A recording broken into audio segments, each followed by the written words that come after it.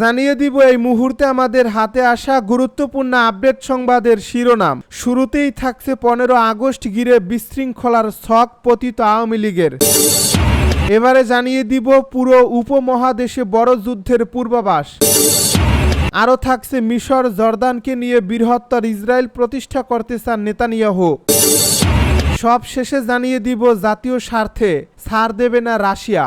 এতক্ষণ শুনছিলেন হাতে থাকা গুরুত্বপূর্ণ আপডেট সংবাদের শিরোনাম, এবারে বিস্তারিত। তবে তার আগে অনুরোধ রইল ভিডিওটিতে একটি লাইক এবং কমেন্ট করে জানিয়ে দিন ভিডিও সম্পর্কে আপনার মূল্যবান মতামত। আরও জানিয়ে দিন ভিডিওটি কোথা থেকে দেখছেন বা কোন জেলা থেকে দেখছেন। 15 আগস্ট ঘিরে বিশৃঙ্খলার ছক পতিত আওয়ামী লীগের। 2024 সালের 5 আগস্ট ছাত্র জনতার গণ অভ্যুত্থানে ক্ষমতাচ্যুত হওয়া আওয়ামী লীগ আবারও দেশে অস্থিতিশীলতা সৃষ্টি করে পাল্টা সরকার পরিবর্তনের ষড়যন্ত্রে লিপ্ত আছে এমন আশঙ্কা ক্রমেই জোরালো হচ্ছে। গত 5 আগস্ট ঘিরে নাশকতার যে ভয়াবহ পরিকল্পনা করেছিল তা টের পেয়ে অন্তর্বর্তী সরকার আগে ভাগেই কঠোর অবস্থানে চলে যায়। ওই দিনের পরিকল্পনা ব্যর্থ হওয়ার পর এবার 15 আগস্টকে কেন্দ্র করে পতিত আওয়ামী লীগ নাশকতার নতুন পরিকল্পনা সাজিয়েছে বলে নির্ভরযোগ্য সূত্রে জানা গেছে। সূত্রের বরাতে জানা গেছে 15 আগস্ট শেখ মুজিবুর রহমানের মৃত্যুবার্ষিকী। অতীতের মতো এদিন জাতীয় শোক দিবস ঘোষণা করে মাসব্যাপী কর্মসূচিও পালন করছে দলটি। 15 আগস্ট ধানমন্ডির 32 নম্বর শেখ মুজিবুরের প্রতিকৃতিতে এবং বনানীর কবরস্থানে ফুল দিয়ে শ্রদ্ধা জানানোর জন্য দলটির এক বিবৃতিতে নেতাকর্মীদের আহ্বান জানানো হয়েছে, যদিও তাদের পরিকল্পনা রয়েছে ভিন্ন। বর্তমান রাজনৈতিক প্রেক্ষাপটে ফুল দেওয়ার কর্মসূচি নামে মাত্র হলেও এর মাধ্যমে একটি বড় ধরনের জনসমাগম ঘটানোর পরিকল্পনা রয়েছে পতিত আওয়ামী লীগের। ইতিমধ্যে নিষিদ্ধ ঘোষিত যুবলীগ, ছাত্রলীগ, জাতীয় শ্রমিক লীগ এবং স্বেচ্ছাসেবক লীগের অপরিচিত মুখগুলো রাজধানীর নিরাপদ স্থানে অবস্থান করছেন। ওই দিন সকাল থেকে গ্রেপ্তার এড়িয়ে ধানমন্ডির 32 নম্বরে অলিতে গলিতে থাকার দলীয় নির্দেশনা রয়েছে। সুযোগ পেলেই শক্তি প্রদর্শনের এ মহড়ায় দেশের বিভিন্ন প্রান্ত থেকে আসা নেতাকর্মীরা অংশ নেবেন। তাছাড়া ওই মহড়ায় কেউ বাধা দিলে সুযোগ বুঝে পাল্টা আঘাতেরও চিন্তা রয়েছে। উপমহাদেশে বড় ধরনের যুদ্ধের পূর্বাভাস।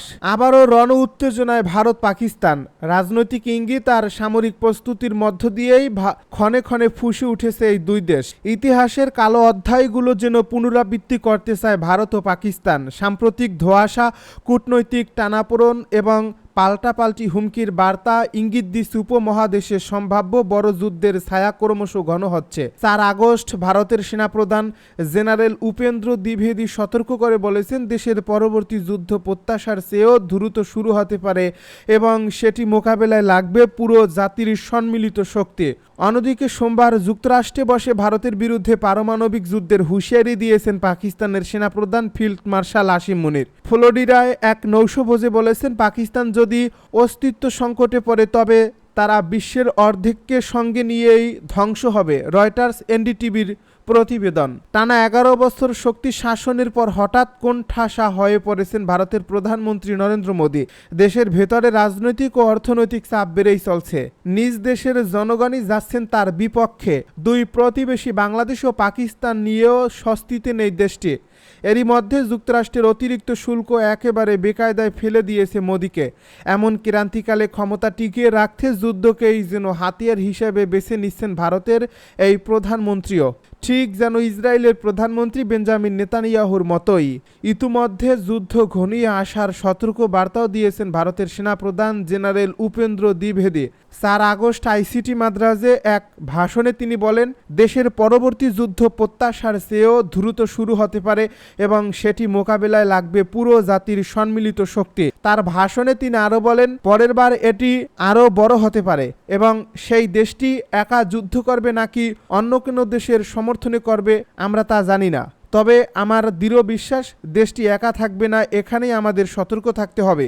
অন্যদিকে সোমবার যুক্তরাষ্ট্রে বসে ভারতের বিরুদ্ধে পারমাণবিক যুদ্ধের হুঁশিয়ারি দিয়েছেন পাকিস্তানের সেনাপ্রধান ফিল্ড মার্শাল আসিম মুনির। ফ্লোরিডায় এক নৌশভোজে বলেছেন, পাকিস্তান যদি অস্তিত্ব সংকটে পড়ে তবে তারা বিশ্বের অর্ধেককে সঙ্গে নিয়ে ধ্বংস হবে। ইতিহাসের কালো অধ্যায়গুলোর যেন পুনরাবৃত্তি করতে চায় ভারত ও পাকিস্তান। সাম্প্রতিক ধোঁয়াশা, কূটনৈতিক টানাপোড়েন এবং পাল্টাপাল্টি হুমকির বার্তা ইঙ্গিত দিচ্ছে উপমহাদেশে সম্ভাব্য বড় যুদ্ধের ছায়া ক্রমশ ঘন হচ্ছে। মিশর জর্দানকে নিয়ে বৃহত্তর ইসরায়েল প্রতিষ্ঠা করতে চান নেতানিয়াহু। মিশর ও জর্দানের একাংশ এবং পুরো ফিলিস্তিন নিয়ে বৃহত্তর ইসরায়েল রাষ্ট্র প্রতিষ্ঠা করতে চান দেশটির প্রধানমন্ত্রী বেনিয়ামিন নেতানিয়াহু। সম্প্রতি ইসরায়েলি সংবাদ মাধ্যম i24 চ্যানেলে দেওয়া সাক্ষাৎকারে তিনি এই পরিকল্পনার কথা জানান। 1966 সালে 6 দিনের আরব ইসরায়েল যুদ্ধের পর ইসরায়েল ও দেশটির সদ্য দখল করা এলাকা পূর্ব জেরুজালেম, পশ্চিম তীর, গাজা উপত্যকা, সিনাই উপদ্বীপ ও গোলান মালভূমিকে বোঝাতে বৃহত্তর ইসরায়েল ধারণাটি ব্যবহৃত হয়। এই সাক্ষাৎকারে বেনিয়ামিন নেতানিয়াহু বলেন তিনি এক ঐতিহাসিক ও আধ্যাত্মিক মিশনে আছেন এবং বৃহত্তর ইসরায়েল দর্শনের প্রতি তিনি অত্যন্ত অনুরক্ত। ঐতিহাসিকভাবে এই বৃহত্তর ইসরায়েলের ধারণার মধ্যে বর্তমান ইসরায়েল রাষ্ট্র, ভবিষ্যৎ ফিলিস্তিন রাষ্ট্রের জন্য নির্ধারিত এলাকা এবং বর্তমান জর্দান ও মিশরের কিছু অংশ অন্তর্ভুক্ত।